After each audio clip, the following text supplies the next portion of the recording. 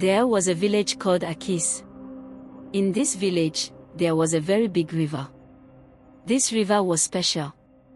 It always made a beautiful humming sound, like a mother singing to her baby. The people loved the river. They said the river was alive. They said it had feelings, just like people do. Every morning, the river would hum. Every night, it would sing. The sound made everyone feel safe and happy. The children would play near the water. The mothers would wash clothes there. The fathers would catch fish. Everyone in the village needed the river to live. The old people in the village said the river was magic. They said it remembered everyone who ever touched its water. They said it loved the village and protected it. But the old people also said something scary. They said that sometimes, the river asked for something back. A woman named Mama Adana woke up very early. She always woke up early because she liked to listen to the river's morning song. But that morning, there was no song. The river was completely quiet. Mama Adana stood outside her house and listened very carefully. She heard nothing. No humming. No singing. Even the birds were not making any sounds. She felt scared. She called her husband, Namdi. He came outside and they both stared at the river together. "Something is wrong," Mama Adana whispered. The river never stopped singing. Namdi remembered what his grandfather had told him when he was a little boy. His grandfather said that when the river stops singing, it means the river is choosing someone. Mama Adana put her hand on her chest. Her heart was beating very fast. She had a son named Choku. He was only 9 years old. He was a small boy, not very strong. She was afraid the river might choose him. By the afternoon, everyone in the village came to the big square in the middle of the village. This was where people met when something important happened. Everyone was talking quietly. Everyone looked worried. 3 very old people sat on wooden chairs in front of everyone. These were the village elders. They were the wisest people in the village. They knew all the old stories and all the old rules. The first elder was named Obina. He was tall and wore beautiful green robes. The second elder was named Ngozi. She was a woman who wore red clothes and had special shells around her neck. The third elder was named Ikena. He was very, very old and he could not see with his eyes, but people said he could see things in his heart. Elder Obina stood up.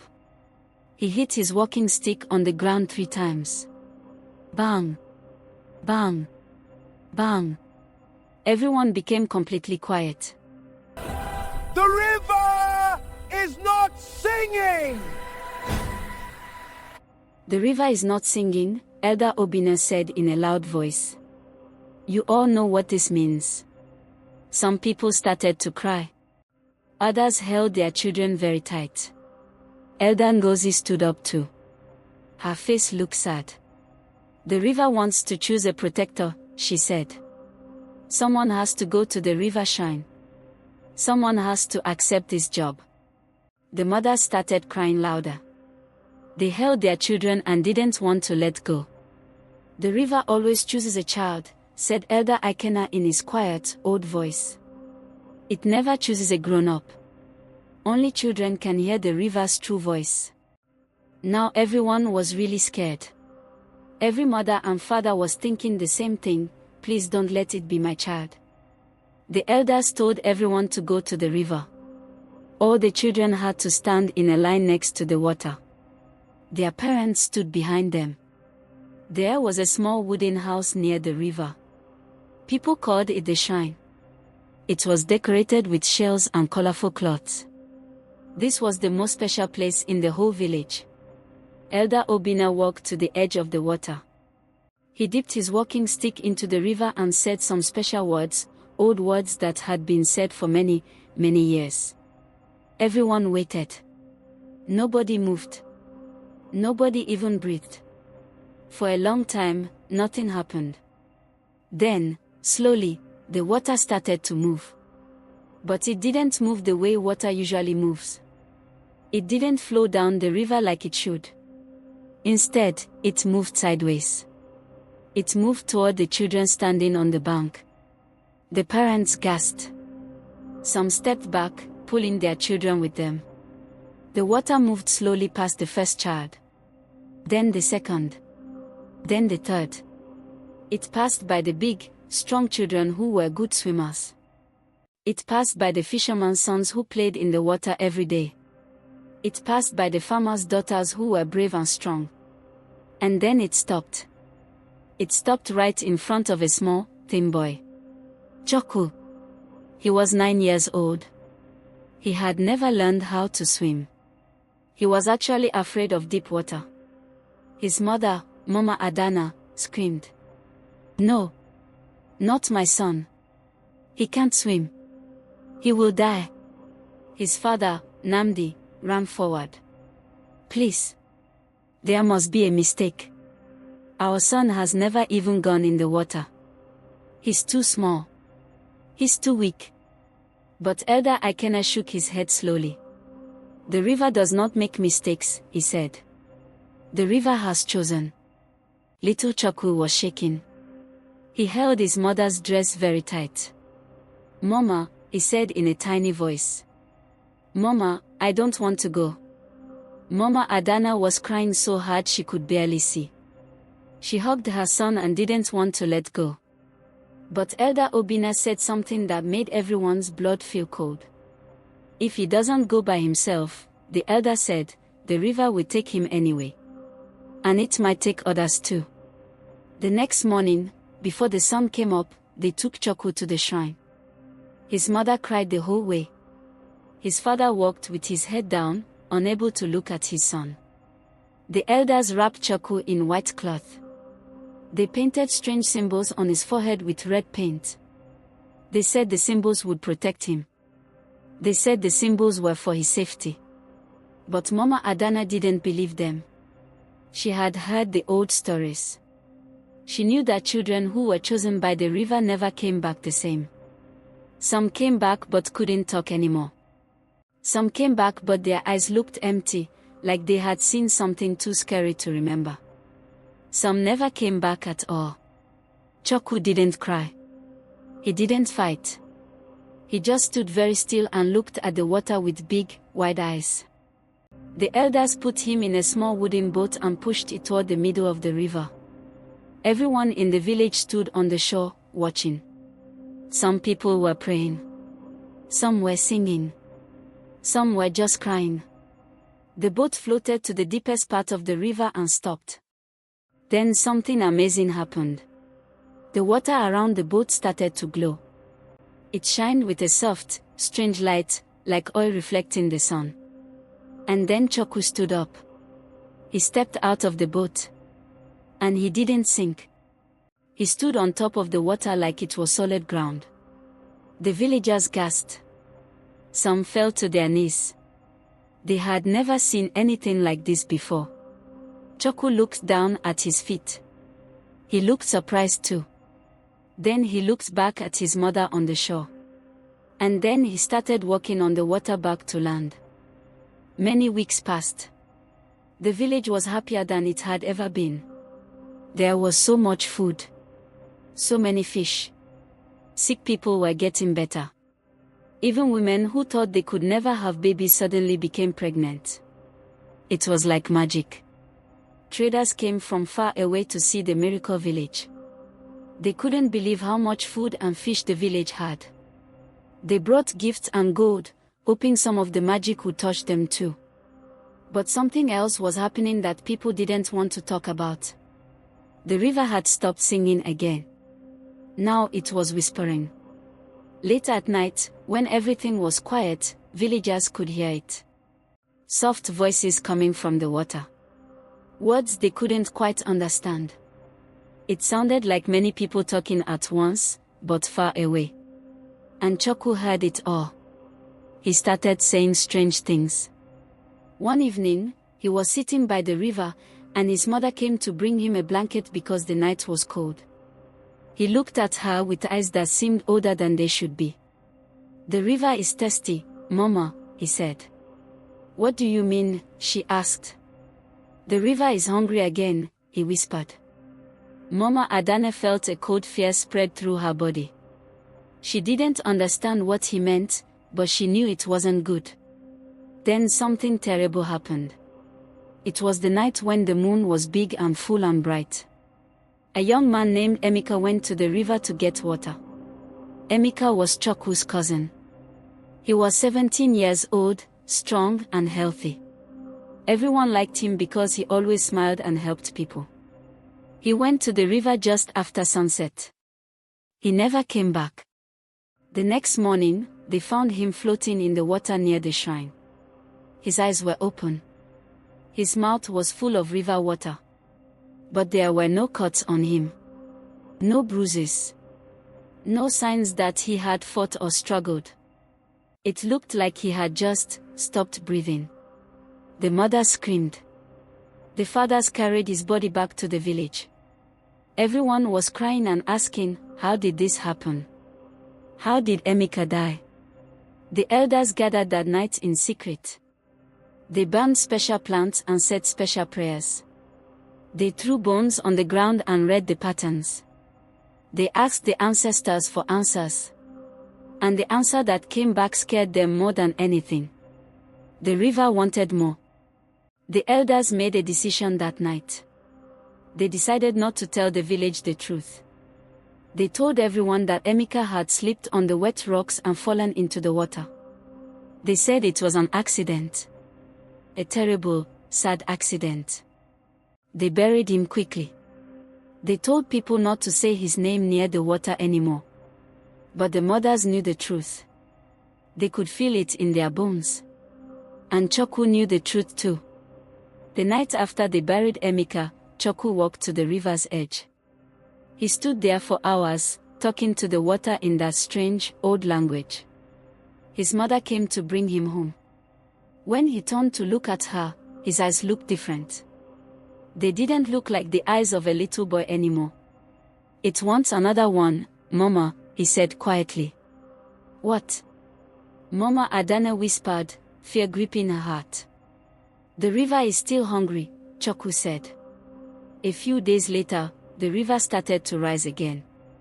But this time it didn't rise slowly and gently. This time it rose fast and angry. Water rushed over the banks and into the village. It flooded homes. It drowned the crops that had grown so beautifully. It swept away chickens and goats. People had to climb onto their roofs to stay safe. Everyone ran to the elders, shouting and crying. "What's happening? Why is the river angry? What do we do?" Elder Obina's face was pale and frightened. His hands were shaking. "The river demands a replacement," he said in a voice that was barely a whisper. "What does that mean?" the villagers cried.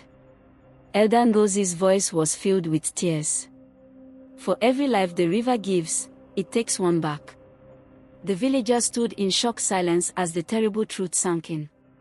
All the miracles, the crops, the fish, the healing, all of it, had not been free gifts. They had been borrowed. The river had given life, but now it wanted life in return. Every blessing had come with a price. And now the bill had come due. That night, while the village was still recovering from the flood, Choku left his mother's house. Mama Adana tried to stop him, but he moved like he was in a dream. His feet carried him toward the river even though she was pulling on his arm and begging him to stop. The villagers saw him walking and came out of their homes. They followed him with torches, watching in fear and confusion. Choku's mother was screaming his name. "Choku! Choku, please! Come back!" His father was running after him. "Son! Don't go! Please don't go!" But Choku didn't stop. He didn't even seem to hear them. He walked straight to the edge of the water. And then he stepped onto it. Just like before, he didn't sink. He walked across the surface of the river like it was solid ground. With each step, small ripples spread out from his feet. The water beneath him started to glow with that same strange, blue light. He walked to the very center of the river and stopped. Then he turned around to look back at the village one last time. And he smiled. But it wasn't the smile of a 9-year-old boy. It was the smile of something much, much older. Something that had been waiting for a very long time. Choku raised his small arms up toward the sky. The river responded. The water rose up around him like it was alive. It spiraled upward, wrapping around his body, lifting him into the air. And then he spoke. But the voice that came out was not his voice. It was the voice of the river itself, deep and endless and ancient, like the sound of wind through caves or thunder rolling across mountains. You thought I chose him to protect you, the river said. You were wrong. The villagers fell to their knees. Some covered their faces. Some couldn't stop staring, even though they were terrified. I chose him to lead me away. The elders' faces went completely white. Their mouths fell open. They understood now. The river had not been giving them blessings because it loved them. The river had been saying goodbye. By the time the sun rose the next morning, the river was gone. Not dried up little by little. Not slowly disappearing over time. Just gone. The huge channel that had carried water for thousands of years was now just empty earth. Dry stones. Cracked mud. There were no fish. No water plants. No dampness in the soil. It was as if the river had never existed at all. The villagers stood at the edge of what used to be the riverbank, staring in disbelief. Some touched the dry ground, thinking maybe they were dreaming. But it was real. The river was truly gone. Choku's mother collapsed onto the dry riverbed. She sobbed into the depth where water used to flow. My baby, she cried. My little boy. The other women tried to comfort her, but they were crying too. Elder Ngozi's voice was shaking. He was never meant to save us, she whispered. He was meant to take it away. The villagers finally understood the horrible truth. The river had been dying. For years and years, it had been getting weaker. Maybe the world had changed. Maybe people had hurt it somehow. Maybe it was just old and tired. The river knew it was dying. So it searched for a way to live with dignity. A way to keep its power and its magic and take them somewhere new. And it had found Choku. A child who couldn't swim. A child who was afraid of water. The perfect choice. Because only someone who didn't belong to the river could carry the river away to somewhere else. In the days and weeks that followed, the village tried to survive without the river. Some families packed their things and left. They went to find other villages near other rivers. They had to start their lives over somewhere new. Other families stayed. They hoped that maybe, somehow, the river would come back. They prayed every day. They made offerings at the empty shrine. But deep in their hearts, they all knew the truth. The river was never coming back. Mama Adana stayed. She couldn't leave. Every day, she would walk to the dry riverbed and sit in the place where she last saw her son. She would sit there for hours, remembering his face. Remembering his little voice. Remembering the way he used to laugh before the river chose him. Sometimes, on very quiet nights, she thought she could hear singing. A small boy's voice, far away, carried on the wind. But she was never sure if it was real or just her broken heart playing tricks on her. Years passed. The village of Akis grew smaller and smaller as more people left.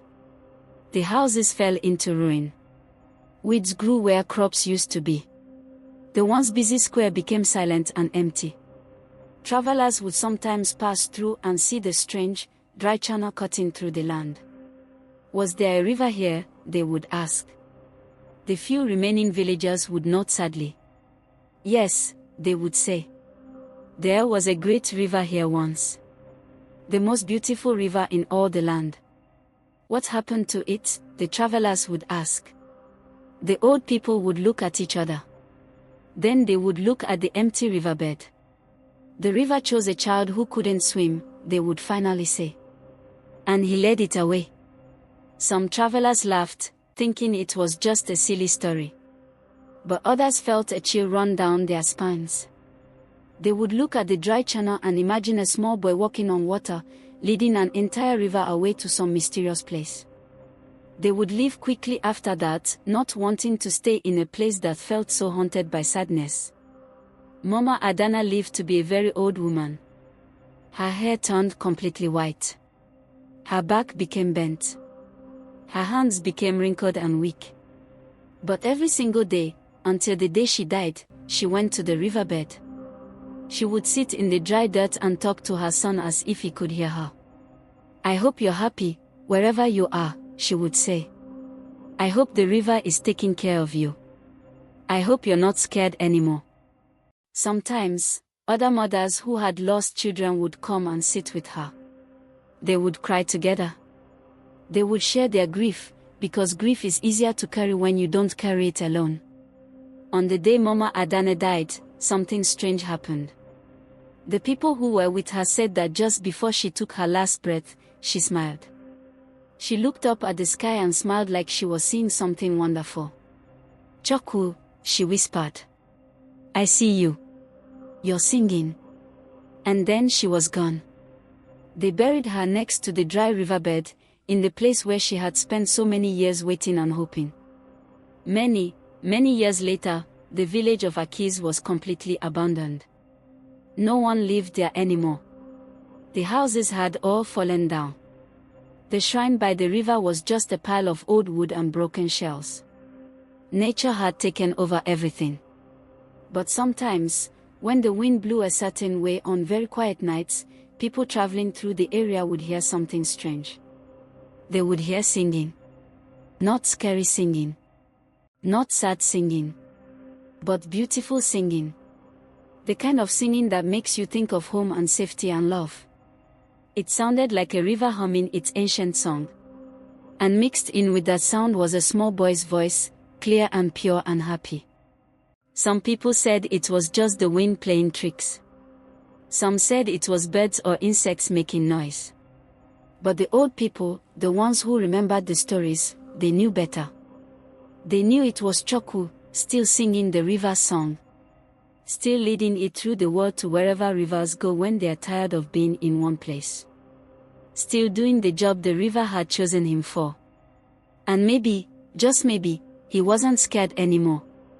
Maybe he had learned to swim after all. Not in water, but in something bigger. Something more magical. Maybe he had become part of the river's eternal song. And maybe that was exactly where he was always meant to be. The story of the river that chose a child who couldn't swim became a legend. Grandmothers told it to grandchildren. Travelers told it in faraway lands. It spread across the country and beyond. Some people changed the story as they told it. In some versions, the boy became a hero. In others, he became a spirit. In others still, he became a warning about the price of miracles. But no matter how the story changed, one thing always stayed the same. The river had made a choice. And that choice changed everything. If you ever visit the place where Aki's village used to be, you'll find only ruins now.